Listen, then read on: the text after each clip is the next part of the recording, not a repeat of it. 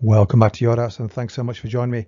Let me introduce you to one of my crib sheets, and let me show you how it can help you when you're wanting to learn to check out. Please join me. Over the next few videos, I'm going to introduce you to a few of my crib sheets, which will show you the relationships that these numbers have with each other. Okay, remember, these videos are aimed at people who are either brand new to the game or they've been playing for many years and you've never really learned how to check out or you don't know where to start. Okay, I'm going to guide you through it. I'm going to help show you how to visualize it, use tips and tricks and formulas to help you guide you all the way until you know how to check out in DATS. And think about the cool points as well. It's so much cooler when you know how to do it and your opponent doesn't. But anyway, but what I want to do today is just introduce you and just kind of show you around this crib sheet, orientate you around it so you know what the concepts mean and you know what these colors and these numbers in brackets and such mean. Okay, let's get to that right now. So here we have a section of my crib sheet. Incidentally, I did try to bring the whole crib sheet over, copy and paste from Excel. It brought the numbers but left the colors for some reason, so I'm not quite sure what I've done wrong there. But anyway, you get the idea with this section here, and it also has got like a key here to what these colors mean. The key is actually on the crib sheet. Now let's just quickly go through some of these. So the first one is this golden color, and as you can see here I've got something called the golden 44, and all these are the right color, right? Now what are they? So I felt that these two dart finishes needed a title of their own. 44 finishes to greatness, people. 44 finishes, that's all you've got to learn, and you'll see why going forward. Well, a big part of what you got to learn, let's just say that. So what are the two dart finishes? They run from 60 to 100, not including 99, because even though 99 is a two-digit number, it's a three-dart finish, but it does include 101, 104, 107 and 110. Learn how to take those out with two darts. Okay, the next one, first dart indicators. So what is a first dart indicator? It's where the number itself gives you a really big little nudge, a little helpful reminder of what that first treble is going to be. So for example, we've got 3 or 4 here, haven't we? So 85 is treble 15. So let's just show you. So 85 is always going to be the furthest right digit.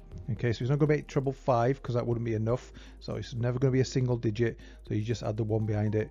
And treble 15. Okay, 87 is treble 17. 89 is treble 19, 90. I've also included when there's a 0. So 70, 80, 90, 100, 110.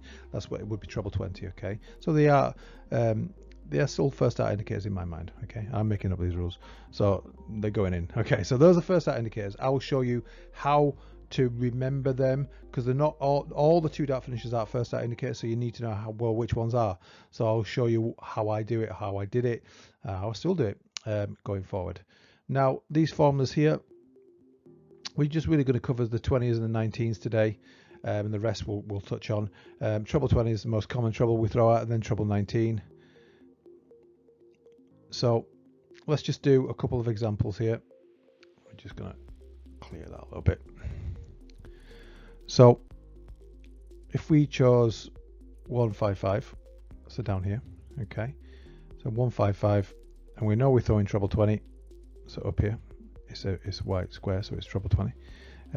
Treble 20 is a plus 40 next bit, and what that means is it's a rule of 40. You add 40, I'm plussing 40 onto, or I'm visualizing it onto the last two digits of any three-digit number, in this case 55.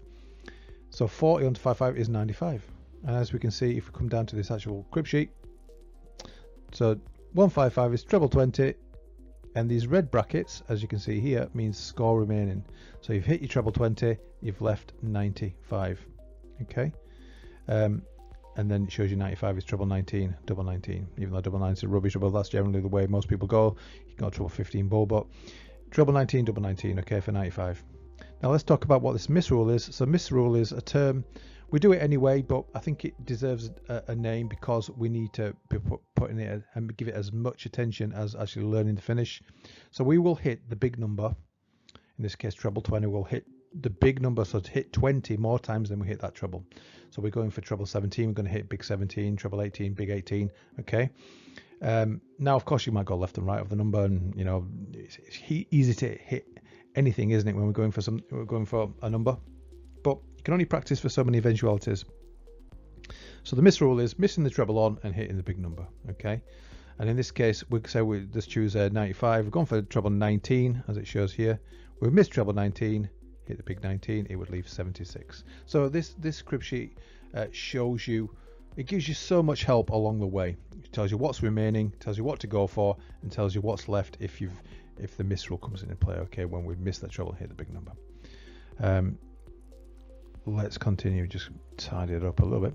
So, and just very briefly covering the 19s, because I'm going to go through all this again, so I don't want to keep repeating myself. But if you're going for 19s, these are the blue ones, and there's quite a few on this this piece of my, oh, not that one, this one, and this one, and this one. That's when it's quite good. The dartboard itself helps you a little bit. It makes more sense to switch from treble 20s to treble 19s, but I'll show you why and how going forward.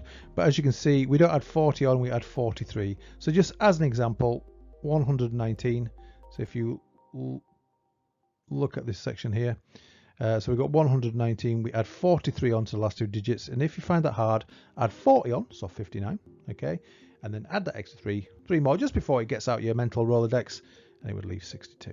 And as you can see, treble 19, treble 19, red brackets is score remaining, leaving 62, okay, and then you got 2 darts to take out 62, treble 12, double 13. That's the way to do it if you've got 2 darts. Okay, there's other ways to do it if you've got 3 darts, but that's the way you go, because missing that treble 12, hitting the big 12, just like this miss rule, okay, always such a influential kind of rule as to how we go to certain ways.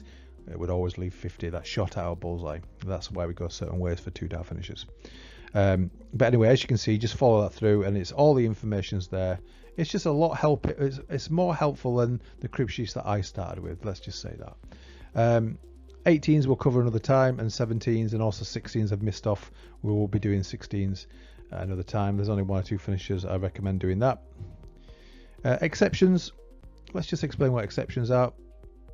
That's just what I just want to be aware that sometimes the way I go, it makes more sense to go slightly different ways, meaning there's times when you'd go for 2 treble 20s, and even if your double is an odd double, it's because you got the perfect line, that treble 20, you're going to go for treble 20 again, and then an odd number double. But you'll see that coming up. But let's just show you 1, 2, 5 an example. If you were going my way that I've been teaching, so you're going to go for treble 20 on a 1, 2, 5. I'm going to use this. I'm adding 40 onto the last digits. 40 onto 25 is 65. Now this is an absolute valid way to do it. And then 2 darts for 65, treble 15, double 10, and I'll show you how to work that out. But now it's good to know this way, because when you first start out, going for that center of the board is really hard. So you can stick to this process, the way I'm teaching, absolutely valid. But when you get a little bit more confident, a lot of people, as you can see, we're going for 25 here on this crib sheet, 25 or ball. All right. A lot of people go kind of like a rock star finish, 1, 2, 5, going for that center of the board, and of course you've got the remaining numbers on there. I'm not going to go through them again, don't want to bore you, but it shows you everything. Okay. Now exceptions, so that's exceptions. Okay, done. It also shows you the 2 dart 219 finishes. You know, you see it on TV, don't you, where they're going treble 19, treble 19, double 20, or and there's several finishes. Then this crib sheet covers those as well, and there's just one here, as you can see. It's got 164, 164, treble 19 ball, and I'll show you how to really quickly work out what is the final ball, what is the final double you go for. In this case it's double ball, isn't it? But I'll show you how to quickly work that out. But it does list all those. There's several of them. That kind of covers most things here. These numbers here is a little indication what you can do if you're wanting to learn how to finish on double 16, double 18s, 8s, 4s, 12s and 6s. The little things you can do to add on or take away to work out what that whole number is needed to go for that double. But don't worry about that right now. If you haven't heard me talk about this before, I will take you through that step by step. But that's pretty much covers my crib sheet. So I hope that helps. I hope that makes sense. So coming next time, I'm going to show you why. I'm going to show you using my crib sheets why the 2 dart finishes are so important, and show you the relationships they have with these big 3-digit numbers. Thanks again for watching. So it's been a while for anyone, OG watchers have been watching for a while, but more videos are coming. Take care for now. Thanks again.